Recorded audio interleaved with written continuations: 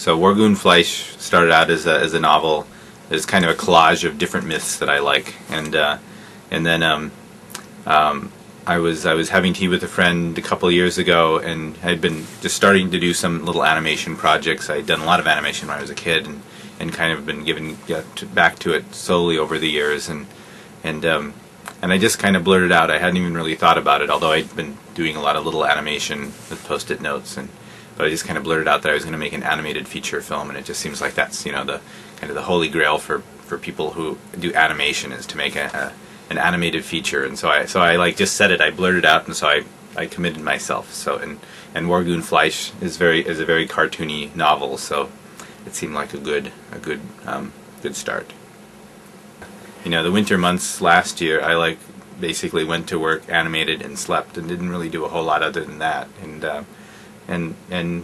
actually put together the main animation really in about half a year, you know, which is kind of, and just one person. I was just doing it myself, and it's a very primitive animation too. I mean, I could show you, like, a lot of it starts out as 3x5 cards, you know, so I'll draw frame by frame on that, and then scan it in the computer, and then use Photoshop or an After Effects to make it. I do all the coloring in Photoshop, so everything that I draw is black and white, and then some of it I draw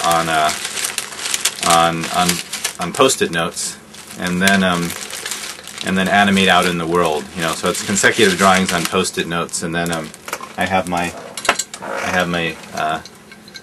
location meter, my location animation generator. So I just put the video camera on this, and there's a piece of glass, and I put the post-it note on it, and then basically you shoot it out in the field and just animate with the light. And in the case of Wargoon Flishe crying, actually, these are all, I just noticed I just grabbed these ones, but these ones are all kind of warped because it was raining when I did it, and it was perfect because he was crying. So it was kind of, the rain became animated as well. And then a lot of it, like backgrounds, are found images from magazines, and especially old Life and Look magazines. I had, like, mostly from the 60s. So it's a combination of a bunch of stuff.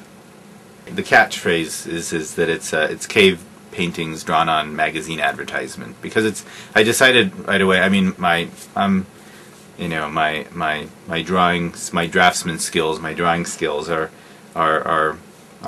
fairly limited, and so I was going to first of all, I was just going to concentrate on making everything just completely two-dimensional. I wasn't even going to try to bring in the third dimension. So everything is two-dimensional, and so you know, there's no perspective. If a character is bigger than another character, it's because they're more powerful and not because they're closer to the camera or whatever. So it's a completely two-dimensional flat world, and all the characters are two-dimensional, so it's a perfect visual style to go with two-dimensional characters.